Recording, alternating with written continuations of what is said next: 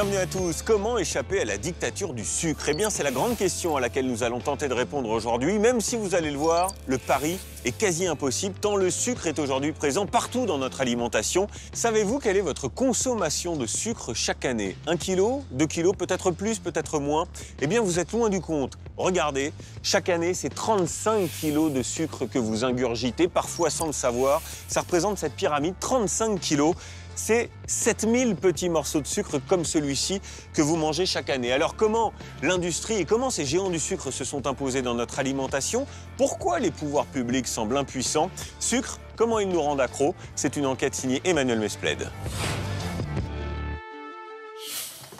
Et Lazare, va falloir faire les pochettes aussi, hein, Loulou. Comme la plupart d'entre nous, Antoine ne se rend pas compte de la quantité de sucre que consomme sa famille tout au long de l'année. Cet après-midi, c'est l'anniversaire de son fils Lazare qui fête ses 8 ans. Alors je mets 2 têtes brûlées. 2 têtes brûlées, une de chaque couleur. 1, 2 et ça. Pour ses copains, il prépare des petits cadeaux, des bonbons. Quand tu es dans la bouche. On est obligé parce que sinon c'est pas un anniversaire. Bah oui. Parce que sinon tout le monde va hurler. Alors comme pour n'importe quel goûter, Antoine ouvre des paquets de bonbons en grande quantité.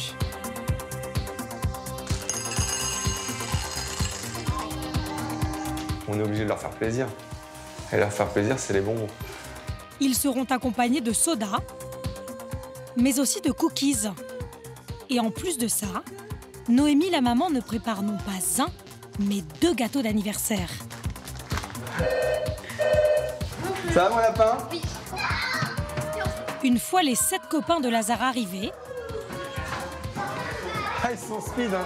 Tu fais mal ou pas? la petite orgie peut commencer. So, tu veux jouer, toi? Tu veux le faire? Entre 2 jeux, Alors, bonjour à tous. Bonjour. Je me présente, moi je m'appelle Clément et je suis inspecteur dans la police scientifique. les enfants ne pensent qu'à une chose. Se jeter sur toutes ces sucreries.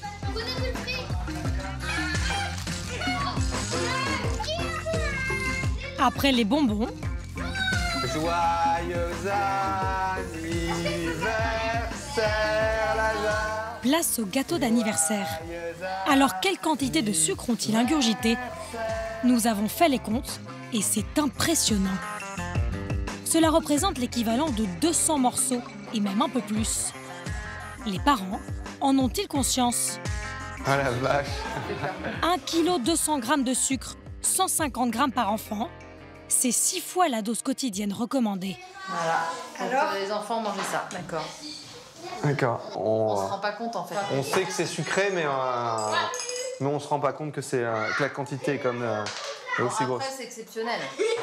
Oui, mais malgré tout, c'est quand même énorme. Du sucre. Sur le gâteau, on s'en rend compte puisqu'on le fait. Donc on dose vraiment ce qu'on met dedans. Mais après, sur les bonbons, non, on peut pas savoir. Et là, effectivement, c'est très impressionnant. Ces doses importantes de sucre ajoutées par les industriels sont bien difficiles à déceler pour la majorité d'entre nous. Et pourtant, ces excès nous rendent malades. Tu veux pas goûter? Non. Moi aussi. Laissez-moi. Ce sucre, que beaucoup aiment tant, a fini par devenir notre ennemi, car nous en abusons. Chaque année, un Français consomme en moyenne 35 kg de sucre, 10 fois plus qu'il y a un siècle.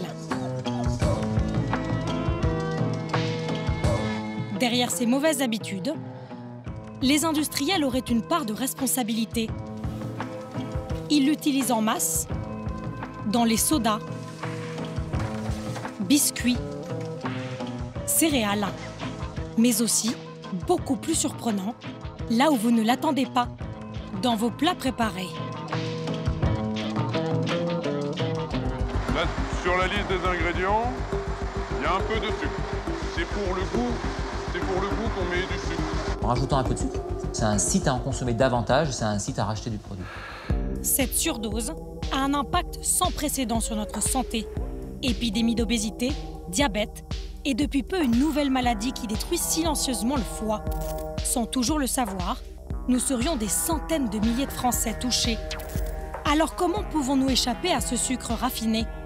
Les pouvoirs publics prennent-ils la mesure du problème qu'ils nous posent aujourd'hui? Et les plus vulnérables d'entre nous, les enfants, sont-ils suffisamment protégés? Là, il y a le petit personnage qui fait du karaté. Là, on s'adresse complètement à des tout petits. Ce qui est grave, c'est qu'on incite des enfants à consommer des produits qui ne sont pas bons pour leur santé. Les géants de l'agroalimentaire réussiraient même à les influencer jusque dans les écoles. Alors comment sommes-nous devenus à ce point accros à cette poudre blanche?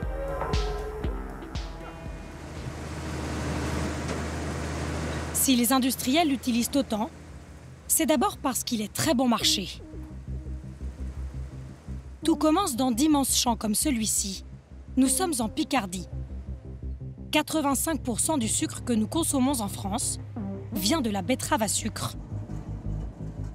Fabien, ouvrier agricole, les récolte chaque année à l'automne.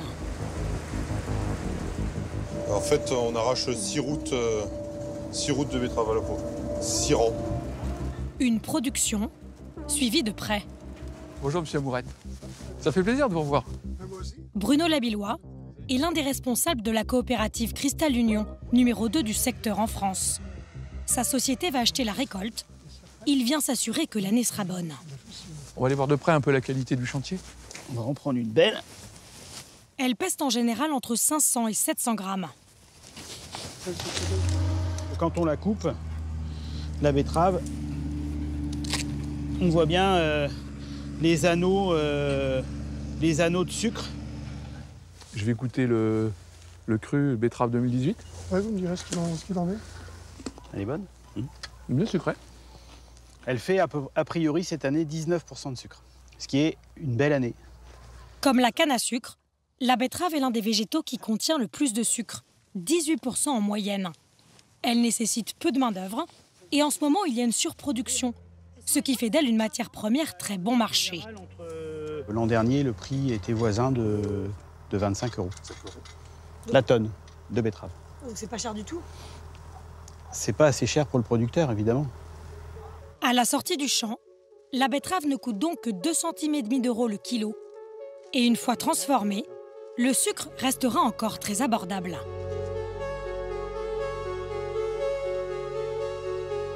À quelques kilomètres du champ, l'usine sucrière. En pleine saison comme maintenant, elle tourne 7 jours sur 7, 24 heures sur 24. Il faudra 7 kilos de betterave pour produire 1 kilo de sucre. Vincent Lagasse est le directeur. Vous tombez bien. Alors comment va le tromel? Il y a des vibrations à nouveau? Chaque jour ici, 16 000 tonnes de betteraves sont transformées en sucre. Elles passent d'abord dans ce gros cylindre pour être lavées. Puis elles sont découpées en ces très fines lamelles, appelées des cossettes. Après cette étape, la racine disparaît complètement. Donc là, on arrive à la 3e étape du process, qui est la diffusion. Donc dans ce grand tube, on va diffuser pendant 1 heure environ les cossettes pour que le sucre puisse venir dans l'eau chaude. Un peu comme si vous plongiez un sachet de thé dans de l'eau à 90 degrés. Le sucre quitte son enveloppe pour rejoindre l'eau chaude. Le jus sucré obtenu est ensuite porté à ébullition pour se transformer en sirop. Et enfin, après évaporation, la matière commence à cristalliser. C'est la première fois qu'on commence à voir apparaître du sucre. Dernière étape, la matière cristallisée passe dans ces grosses essoreuses. Puis le sucre, tel que vous le connaissez, apparaît. Toutes les qualités nutritionnelles de la betterave ont été éliminées. Vitamines, minéraux, fibres. Il ne reste plus qu'un seul composant. Alors ce sucre-là, il est parfaitement pur et il est constitué uniquement de molécules de saccharose.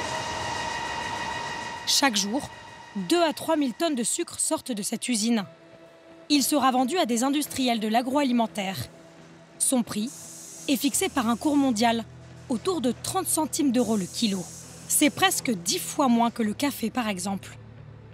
Cette matière première si bon marché est donc très intéressante pour la suite de la filière. Ceux qui l'utilisent le plus, ce sont évidemment les fabricants de produits sucrés, comme les biscuits, ou les céréales. Et bien souvent, dans des quantités qui paraissent disproportionnées par rapport aux recettes maison. Par exemple, ce paquet de gâteaux contient l'équivalent de 13 morceaux de sucre. Alors pourquoi de telles doses ? Aucun grand groupe de l'agroalimentaire n'a accepté de nous ouvrir ses portes. Seule cette biscuiterie près de Lyon a bien voulu nous montrer son processus de fabrication. Consciente du problème de santé publique autour du sucre, cette PME a baissé les quantités utilisées. Il faudrait qu'ils puissent les emballer ce matin pour que je puisse voir pour passer la commande du sucre. Mais malgré tout, elle continue de se servir de cet ingrédient indispensable pour eux. Maryvonne Louvain gère la société avec son frère Gérard. L'entreprise familiale fait 1,5 million d'euros de chiffre d'affaires et vend ses produits à la grande distribution. On fait de la meringue aromatisée.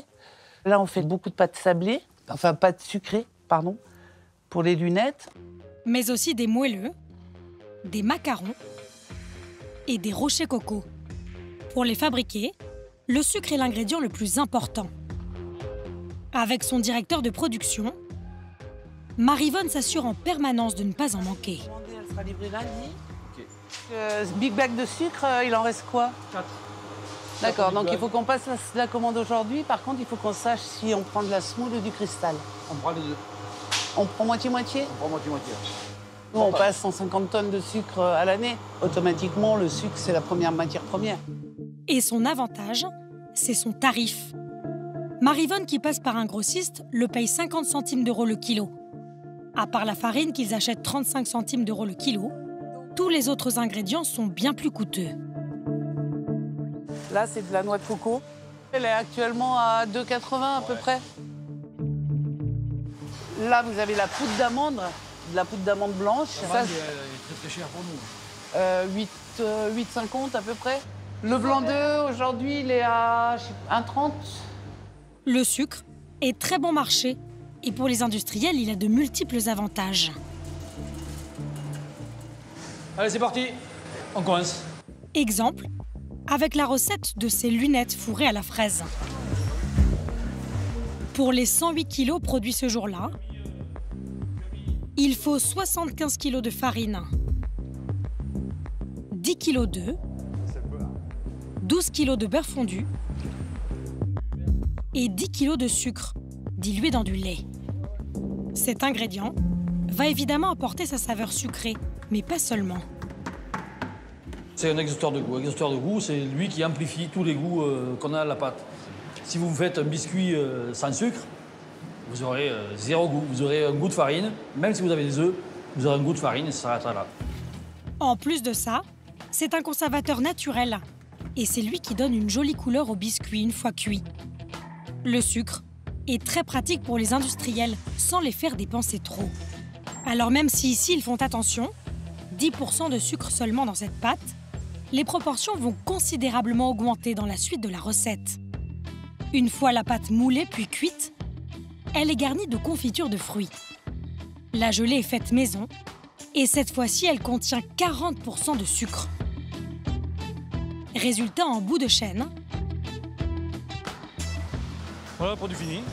Pour 100 g de biscuits, 37 g de sucre, plus d'un tiers du produit. Mais impossible, selon Jean-Marc, de baisser plus. Au final, c'est une grosse quantité de sucre, bien sûr, sur le produit. Je ne peux pas... Nous, on ne sait pas faire moins. On ne sait pas faire moins. Pourquoi? Parce que ma confiture, elle ne tiendrait pas. J'aurais une confiture coulante. Le biscuit, j'aurais pas un biscuit avec de la couleur, j'aurais pas de biscuit avec du craquant. Et en plus, il faut qu'il y ait un conservateur. Le conservateur, c'est le sucre. C'est donc pour toutes ces raisons que les fabricants de biscuits, bonbons et céréales utilisent cette poudre blanche plus que nous le faisons dans nos recettes à la maison.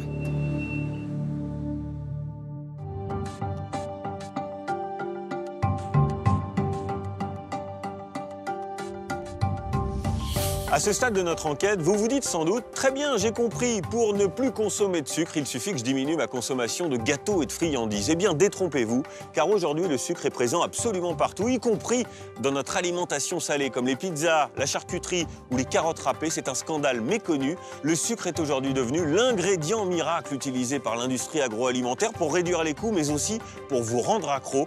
En 50 ans, la consommation de sucre dans le monde a ainsi triplé. Ce que vous allez découvrir est absolument édifiant.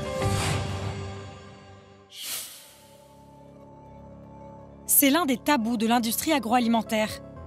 Il y aurait du sucre ajouté dans des recettes salées. Nous avons voulu le vérifier, mais là encore, nous avons eu beaucoup de mal à nous faire ouvrir les portes. Ce fabricant de plats préparés est l'un des rares à avoir accepté. 160 000 boîtes de conserve sortent chaque jour de cette usine. Il ne prépare ici que des plats salés.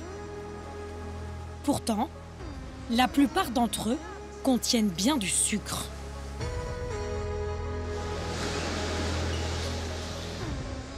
Goloshdam est le responsable de la production. Anthony, ça va? Ici, la viande et les légumes sont surgelés et arrivent par palettes. Puis la préparation des plats peut commencer, comme aujourd'hui ce coq à la bière. D'un côté, les accompagnements sont lavés et pré-cuits. De l'autre, la viande est plongée pendant 24 heures dans cette marinade, dont nous n'avons pas pu filmer la préparation. Serait-ce à cause de sa composition? Dans la marinade, il y a les épices, les assaisonnements, du sel, des ingrédients classiques pour une marinade. Comme quoi, par exemple, détaillez-nous. Non, je ne vais pas vous dévoiler les recettes. C'est les secrets de fabrication. Non, il n'y a pas de sucre. Il n'y a pas de sucre dans les marinades. Dans cette marinade, il n'y a pas de sucre. Il suffit pourtant de regarder l'emballage. Sur l'étiquette du produit, dans la liste des ingrédients, spécifiquement dans la préparation de la viande, le sucre est bien présent.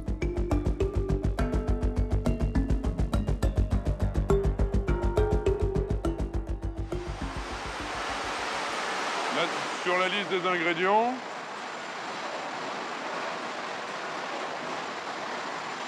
il y a un peu de sucre. Il est à quel moment? Parce qu'on n'a pas vu tout ça. Ça va être au moment de la préparation, de la décongélation des viandes. Mais pourquoi alors? C'est une question organoleptique. C'est pour le goût qu'on met du sucre, simplement. S'ils en mettent, ce serait selon lui pour respecter une manière de faire traditionnelle. Nous, notre objectif, c'est vraiment de développer une recette qui sera le plus proche possible de ce qu'on peut réaliser à la maison. Donc, c'est ce qui va faire que le client final aura envie de racheter notre produit. Alors nous avons cherché sur Internet la recette du coq à la bière, sur des blogs et des sites spécialisés. Dans aucune d'entre elles, nous n'avons trouvé de traces de sucre. Et ici, ils en ajoutent aussi dans d'autres plats, comme nous l'explique cet employé. Ah oui, il y a du sucre, on met du sucre comme du sucre. Par exemple, dans les lentilles cuisinées à l'auvergnate, on met, il y a un peu de sucre. Du sucre dans des lentilles à l'auvergnate? Ah bon?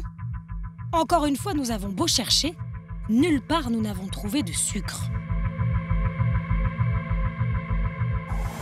Alors pourquoi les industriels en rajoutent-ils là où ne nous l'imaginons pas?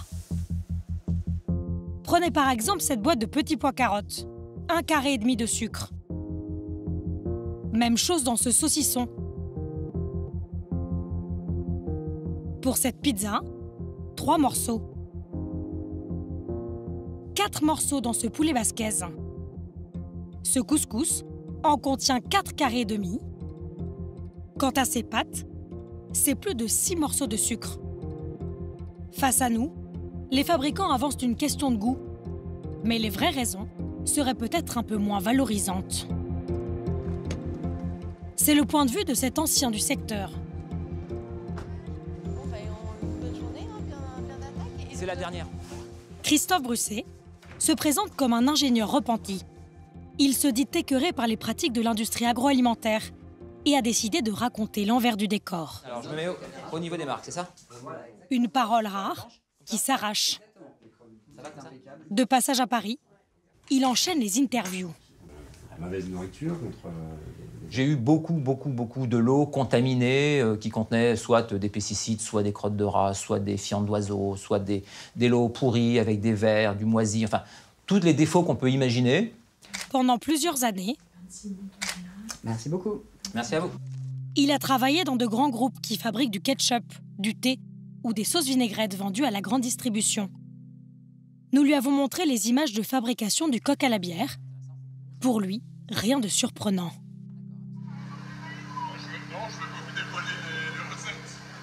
On n'est pas fiers du tout dans l'industrie alimentaire de dire qu'on utilise beaucoup de sel, beaucoup de sucre. Les consommateurs rejettent ce genre de produits.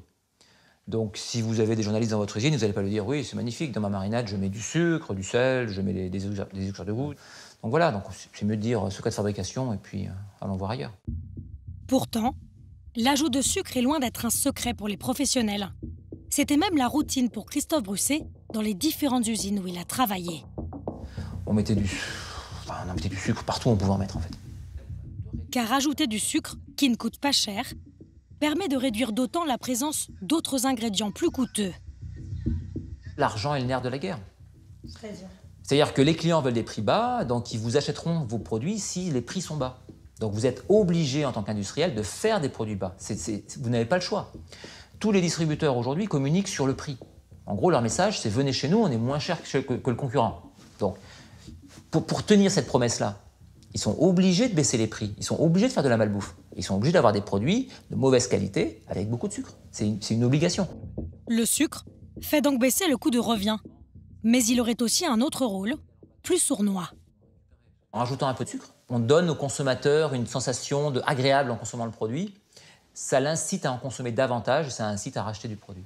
Et vous le savez tout ça quand vous fabriquez les produits en tant qu'industriel? Écoutez, dans nos laboratoires de R&D, on a des ingénieurs, on a des docteurs en nutrition, des docteurs en technologie alimentaire. Donc oui, ces gens-là sont d'un très haut niveau.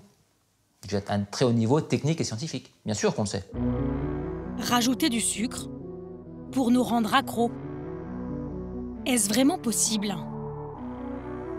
Ces petits cristaux de saccharose ont-ils réellement un effet sur notre cerveau?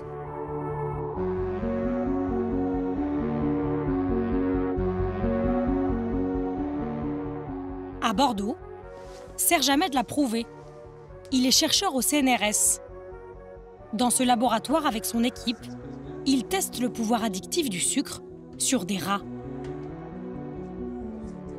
C'est une cage de conditionnement qui vous permet de tester le choix entre une dose intraveineuse de cocaïne et une dose de sucre à 10%. Donc 10% étant la concentration que l'on trouve habituellement dans les boissons sucrées. Pendant plusieurs semaines, ces rats ont été habitués à consommer de la cocaïne régulièrement. Et ils ont aussi mangé du sucre. Une fois dans la cage, ils ont le choix. Prendre de la drogue à droite ou du sucre via un petit abreuvoir à gauche. Et voici ce que Serge Ahmed observe presque à chaque fois.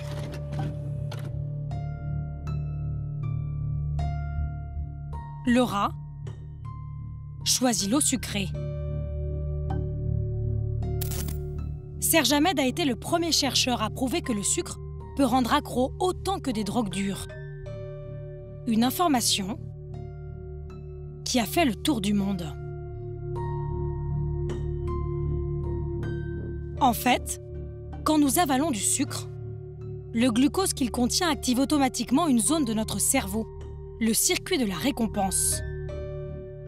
Donc lorsque ce système est activé, en fait, ce qui va se passer au niveau des neurones eux-mêmes, c'est qu'ils vont libérer la dopamine, que l'on peut considérer aujourd'hui comme l'hormone du désir de plaisir. C'est-à-dire c'est celle qui nous donne envie de répéter l'expérience de plaisir qui a été générée par la consommation de sucre et également qui va conditionner nos désirs futurs pour cette substance. En clair, plus vous consommez de sucre, plus vous avez envie d'en reprendre exactement comme pour n'importe quelle drogue. Ce petit morceau de sucre, clairement, est capable de générer autant de cas d'addiction que la cocaïne ou l'héroïne. Et même, je dirais, puisque la population qui est exposée au sucre est beaucoup plus large que la population qui est exposée aux substances que je viens de mentionner, on peut dire qu'il y a plus de gens aujourd'hui qui sont dépendants au sucre qu'à la cocaïne ou à l'héroïne.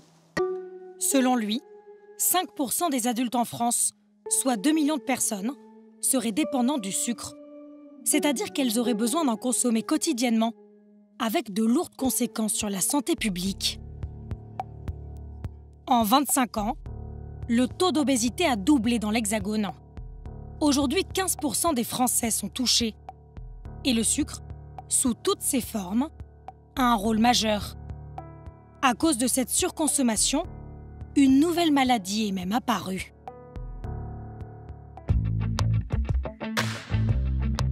Depuis 3 ans, Dominique Pagnoux a dû changer ses habitudes. Marcher plutôt que prendre les transports, monter les escaliers plutôt qu'utiliser l'ascenseur. Je fais des petits exercices supplémentaires. Je monte les marches, je crois qu'il y en a 12 ou 13. C'est pas le château de Versailles, ni l'Arc de Triomphe. Bonjour ma chérie. Son régime alimentaire a aussi été bouleversé. Quand il rentre chez lui, ce sont désormais des menus un peu austères qui l'attendent. Comme ce midi, jambon blanc et endives braisées. Cet ancien journaliste a dû faire une croix sur ces petits écarts quotidiens. Je travaillais, je sortais à minuit, il y avait un bar d'ouvert, je mangeais quoi? Un hot dog avec une bière, un truc comme ça, un peu n'importe quoi. Mais... Dominique n'a jamais été très sportif. Et comme beaucoup d'entre nous, il a souvent craqué pour des fast-foods, des biscuits industriels ou des pâtisseries, sans plus d'excès. À 50 ans, première alerte, il est diagnostiqué diabétique, mais ne fait pas vraiment de régime pour autant. Puis il y a 3 ans, il apprend qu'il a contracté une nouvelle maladie.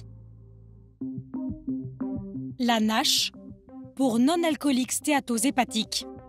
Cette grave inflammation du foie a été découverte aux États-Unis, le pays de la nourriture industrielle. Cette fois-ci, Dominique a dû mettre le holà sur le sucre. Je suis obligé quand même de réduire les doses, de ne pas me resservir. Je fais attention parce que le foie, je le sens quand même avec son espèce de protubérance. Moins je mange, moins je sens ma boule côté foie, côté hépatique. Là, c'est moins volumineux. Et donc, ça m'incite à moins manger. Non, mais c'est pas simple, quoi.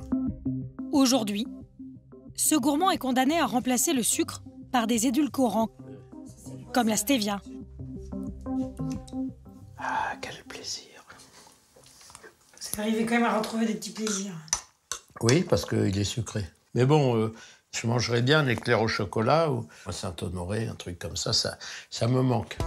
Mais Dominique le sait, cette maladie peut avoir des conséquences bien plus graves que ces petites privations. Il y a 2 ans, Pierre Ménès a raconté avoir frôlé la mort. Le consultant sportif, atteint de la NASH, a dû subir en urgence une greffe, car la maladie avait complètement détruit son foie. Alors Dominique est suivi tous les 2 mois dans cette unité spécialisée d'un hôpital parisien. Bonjour docteur. Bonjour. Ça va? Ça va et vous? Merci. Le docteur Ralouka Païs est hépatologue. À chaque consultation, elle vérifie 2 choses en priorité. Alors.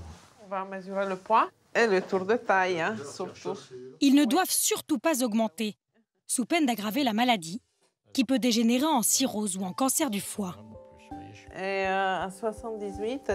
Moins 2 kilos par rapport à la dernière fois.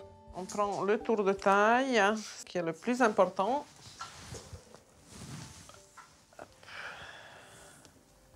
Mais je triche pas. 108. Et 1 centimètre en moins. Ça reflète l'obésité abdominale. Et en fait, ce qui compte pour cette maladie, c'est la graisse qui est localisée à ce niveau-là, donc au niveau du ventre. Cette graisse est le seul symptôme physique de la NASH. Une maladie invisible, indolore, sournoise. Alors, l'échographie Elle porte aussi un autre nom, la maladie du foie gras. Et pour cause. Ce qu'on peut voir quand même, c'est la présence du gras dans le foie. Et on voit ici, à ce niveau-là, que le foie il est un peu plus blanc, ce qui témoigne d'une surcharge en graisse. Cette graisse provoque une inflammation qui détruit progressivement le foie. Et son origine est bien connue. C'est dû clairement au mode de vie sédentaire. Hein. Donc, c'est le fait de ne pas faire suffisamment d'activité physique, le fait de manger parfois c'est les sucres et les gras qu'on retrouve dans l'alimentation. Je vous en prie, au revoir, monsieur Panu. Pour être sûr de ne pas voir son état se dégrader, Dominique devra à vie limiter sa consommation de sucre.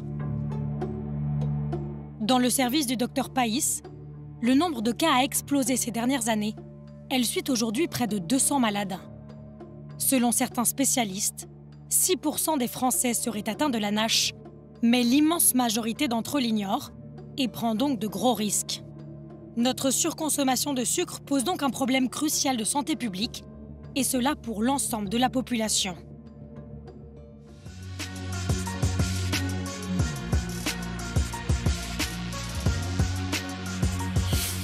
Alors question, pourquoi les consommateurs et notamment les plus vulnérables, les enfants, ne sont pas plus mis en garde? C'est vrai que la réponse des pouvoirs publics paraît souvent en décalage par rapport à l'urgence de santé publique. La récente loi alimentation a par exemple abandonné toute idée d'interdiction de publicité de produits sucrés à destination des enfants. Alors faut-il y voir la main des lobbies? Nos équipes ont pu suivre notamment les activistes de Foodwatch.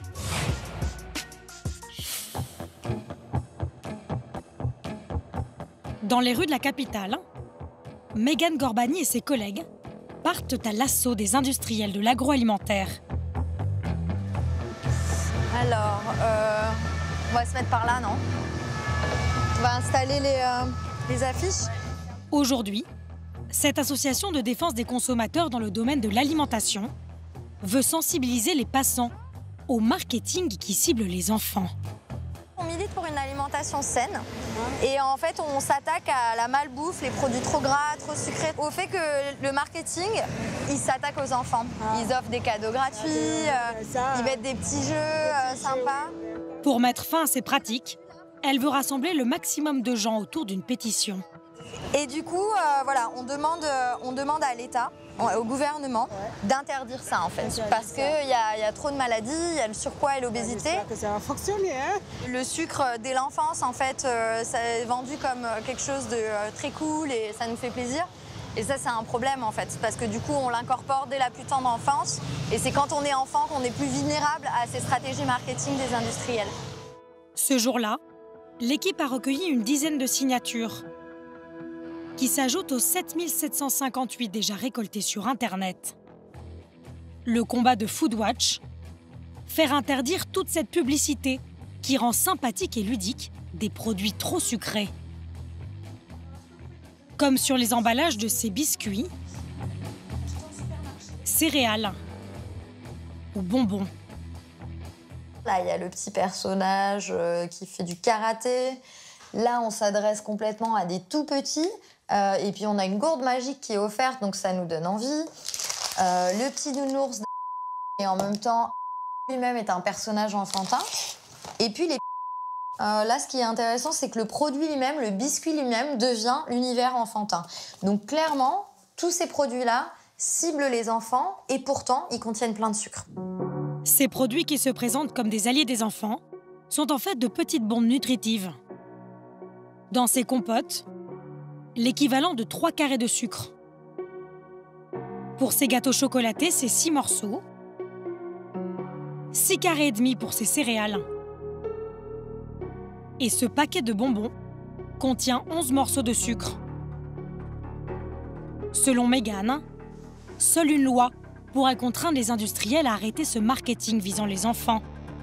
Même si dans le débat public, ces groupes affichent parfois leur bonne volonté. Il y a un décalage entre le bon vouloir des industriels, ce qu'ils prétendent dans leur communication, et ce qui se passe dans la réalité de leur pratique marketing. C'est pour ça qu'il faut un cadre plus strict et contraignant et qui sanctionne ce type de pratique. En juin dernier, des députés avaient déposé cet amendement au projet de loi sur l'alimentation. Les messages publicitaires et activités promotionnelles ciblant les enfants pour des produits alimentaires et des boissons trop riches en sucre sont interdits. Il a été rejeté, laissant la voie libre aux industriels pour attirer les enfants dans les rayons des supermarchés. Alors les plus jeunes sont-ils assez mis en garde sur une consommation excessive de sucre? La question se pose, car même l'école, qui devrait être un sanctuaire, ne serait pas à l'abri de l'influence des industriels.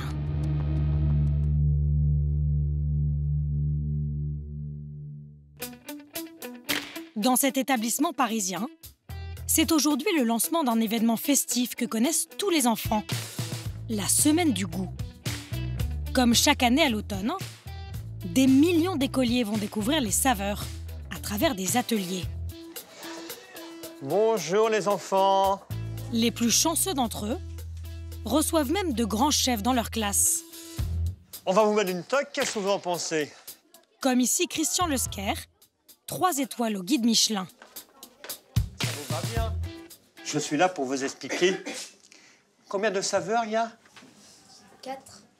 4 plus vous en découvert une 5e.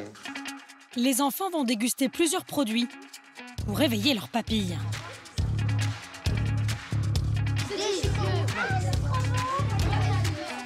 L'institutrice accompagne cette animation. La plupart du temps, ce sont même les enseignants qui les organisent. Pour les aider, la Semaine du goût leur propose d'utiliser ces fiches pédagogiques. Un dossier d'une 40aine de pages, avec des leçons pour instruire les enfants sur l'alimentation et les principes de base d'une nourriture équilibrée. Au programme, découvrir les 5 sens, le petit déjeuner, les métiers du goût, mais au milieu de tout ça, une leçon entière est consacrée au sucre, créateur de bon goût. 3 pages entières de jeux, d'expériences à réaliser et d'explications sur le sucre raffiné, sans aucune mise en garde sur les dangers d'une consommation excessive. Nous avons demandé à Sophie Gerstenhaber, la directrice de la Semaine du goût qui nous a rejoints dans cette école, pourquoi ce produit si controversé sur le plan de la santé des enfants était ainsi mis en avant. Pourquoi est-ce qu'il y a une leçon qui est spécialement dédiée au sucre? Est-ce que ça a sa place le sucre, dans une école alors qu'il y a un enfant obèse sur 6? Alors, le sucre, vous ne pouvez pas l'enlever. La preuve en est sur le tableau. Christian Lesquer, qui a fait la leçon de goût, il vous parle des 5 saveurs et il vous parle de la saveur sucrée. Donc, qui est la préférée des enfants en plus. En plus, donc elle fait partie, donc on ne va pas dire « Ah non, on ne parle pas du sucre parce que le sucre, c'est... » Il faut en parler. Mais ce qui nous intrigue, c'est l'historique de la Semaine du goût. Sur le site officiel de l'événement, il est expliqué qu'elle a été créée en 1990. Le fondateur s'appelait la Collectif du sucre. Aujourd'hui baptisé le CEDUS, pour Centre d'études et de documentation du sucre. Un organisme dont l'un des buts est la création et la diffusion d'outils documentaires et pédagogiques. Comprenez, faire la promotion de la filière. Après avoir été critiquée pour ce lien avec le CEDUS, la Semaine du goût a pris ses distances. C'est écrit noir sur blanc dans le dossier de presse. Et Sophie Gerstenhaber nous le confirme. Ne sont mais nullement à la manœuvre. Justement, nous avons d'ailleurs bien écrit qu'ils s'étaient complètement retirés. Et aujourd'hui, tout ce que nous faisons est porté par une fondation. Il y a un comité exécutif de la fondation qui est composé de personnes scientifiques. Et c'est avec eux qu'on crée toute la programmation de cette semaine. Aujourd'hui, cette initiation aux saveurs est donc organisée par une fondation pour l'innovation et la transmission du goût. Est-elle pour autant plus indépendante de l'industrie agroalimentaire? Derrière cette fondation, 2 agences de relations publiques. Hopscotch, qui via l'une de ses filiales, fait la communication de grands groupes, comme Danone, Mondelez, qui possède notamment la marque Lu, Lindt ou PepsiCo. La seconde, Sopexin, travaille avec McCain, Florette ou Le Sieur. Et au sein du comité exécutif, le spécialiste de la nutrition, c'est le professeur Jean-Michel Le Cerf. Pour en savoir plus sur lui, nous sommes allés voir un autre médecin. Comment est-ce que je dois vous appeler? Bonjour. Un lanceur d'alerte. On va appeler ça un démanipulateur, plutôt. Ce généraliste est connu pour dénoncer le lobbying dans le domaine de la santé, sur son blog et dans une émission de radio. Bon, bien évidemment, je ne me permets pas de médire d'un confrère tout à fait prestigieux et compétent, mais je dirais que la spécialité du docteur Le Cerf, c'est la nutrition dans le sens de sa présence au sein des groupes scientifiques des principaux lobbies agroalimentaires. Jean-Michel Le Cerf a notamment été président du comité scientifique de la FICT, l'interprofessionnel de la charcuterie, et membre du comité scientifique du CNIEL, celle du lait. On a confié l'éducation des enfants, la semaine du goût, à des gens spécialisés dans le lobby. À partir du moment où on laisse des lobbies faire l'éducation, on fait des économies à court terme, mais ça va se payer très cher, après, en termes de santé publique, d'obésité infantile et de maladies liées à l'abus de sucre. Contacté, Jean-Michel Le Cerf affirme que ses anciennes fonctions ne remettent pas en cause l'indépendance de son travail scientifique au sein de la semaine du goût. Alors si le lobby du sucre n'est plus officiellement derrière l'événement, la semaine du goût ne serait-elle pas encore sous l'influence des grands groupes agroalimentaires? Nos questions finissent par agacer Sophie Gerstenhaber. Elle nous rend notre micro. Parce qu'il y a eu un moment. Est-ce que finalement le fait de s'être dissocié de ce CEDUS, c'est pas une question d'image? Parce que quand on regarde juste derrière ce qu'est la fondation, est-ce que les choses ont vraiment changé? Mais bien sûr, mais venez à nos réunions. Qu'est-ce qui est différent alors dans ce qu'on apprend aux enfants? Qu'est-ce qui est si différent? Industriel. Et c'était le cas avant? Non, ça n'a alors jamais été le cas. Qu'est-ce qui a changé alors parce que vous me dites que ça a changé par rapport à il y a 10 ans. Qu'est-ce qui a changé? Dans cette semaine du goût. Aujourd'hui, il y a une fondation, il y a un comité exécutif. La fondation, elle est abritée par une fondation Agir contre l'exclusion.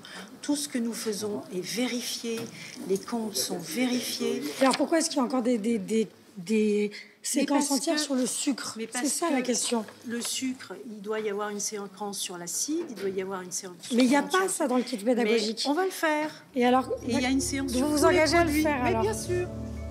La semaine du goût s'adresse chaque année à des millions d'écoliers. Alors reste une question.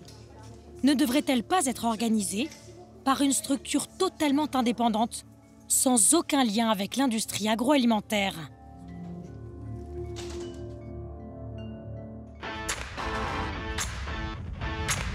Face à l'omniprésence du sucre dans nos assiettes et à ses conséquences néfastes sur notre santé, certains ont pris une décision radicale: le sortir complètement de leur vie. C'est le choix qu'a fait Audrey depuis 6 mois. Tu veux que je prenne la charrette? Un grand changement qui a commencé au supermarché, où elle est accompagnée aujourd'hui par sa nièce Victoria. On va prendre des graines de courge, on va prendre la purée d'amandes. Sur sa liste, aucune préparation toute faite. Ah, je les ai. Car Audrey cuisine 100% maison. C'est le seul moyen d'éviter le sucre raffiné. Voilà les flocons d'avoine. Alors du coup, pour faire le muesli le matin, on a les flocons d'avoine, les amandes. Vous préparez vous-même votre muesli? Ah oui, ça toujours, parce que si on prend des mueslis tout préparés, c'est beaucoup de sucre. Avant, pour le petit déjeuner, on pouvait acheter ce genre de choses. Si vous regardez... Donc pour 45 grammes, dont sucre, on est presque à 11 grammes. Donc si vous multipliez en morceaux de sucre, c'est quand même énorme pour démarrer un petit déjeuner. Alors pour éviter tout ce sucre ajouté dans les produits industriels, Audrey doit sans cesse déchiffrer les étiquettes. Pas si facile. Donc là, si vous prenez par exemple du jambon, tout ce qu'il y a de plus simple, normalement pas aromatisé, rien du tout. pouvez regarder dans la liste des ingrédients. Hein, on est face au mot dextrose de maïs, donc qui signifie du sucre. Dès que les mots vont se terminer en général par OSE, O-S-E, c'est du sucre. Vous êtes devenue une traqueuse. Ah, une traqueuse. Une bonne paire de lunettes surtout. C'est bon, on a tout. Allez, bien.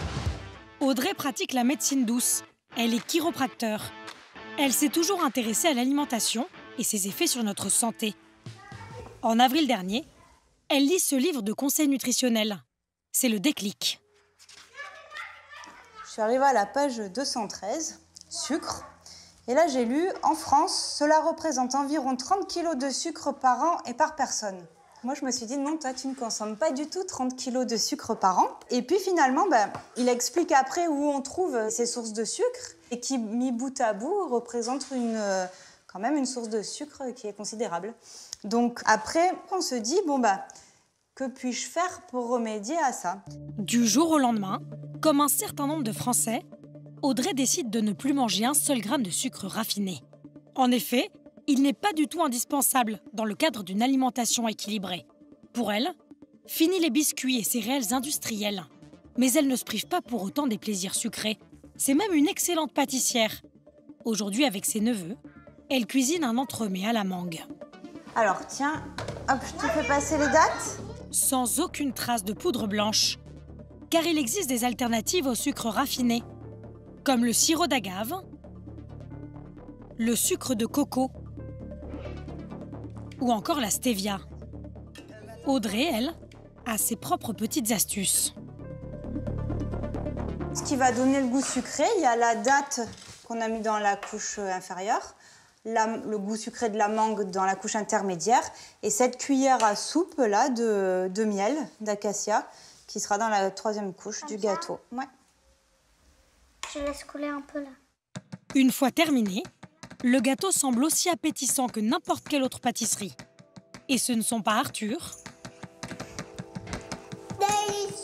ou Victoria qui diront le contraire. Après les étiquettes déchiffrées, les astuces trouvées, Audrey l'assure, manger sans sucre n'a rien de compliqué. Et selon elle, il n'y aurait que des effets positifs sur sa santé. Plus de fringales, plus d'hypoglycémie, plus de coups de barre et du coup une humeur constante et un dynamisme constant pour la journée. Ça, c'est vraiment chez 100% des personnes qui ont sauté le pas à manger de cette façon. Ça, c'est sûr. Vous regrettez pas? Oh là, mais absolument pas. En plus de se sentir plus en forme, en retirant uniquement ce sucre raffiné de son alimentation, Audrey a perdu 6 kilos en quelques mois. Mais contrairement à elle, une immense majorité de Français continuent d'en manger au quotidien. La consommation est stable, près de 100 grammes par jour par personne, l'équivalent de 20 morceaux.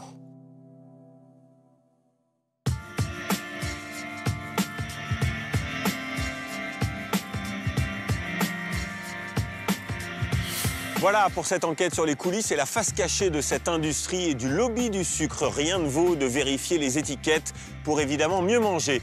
Merci de votre fidélité, on se retrouve très vite sur France 2 bien sûr et d'ici là, restez curieux. Ciao.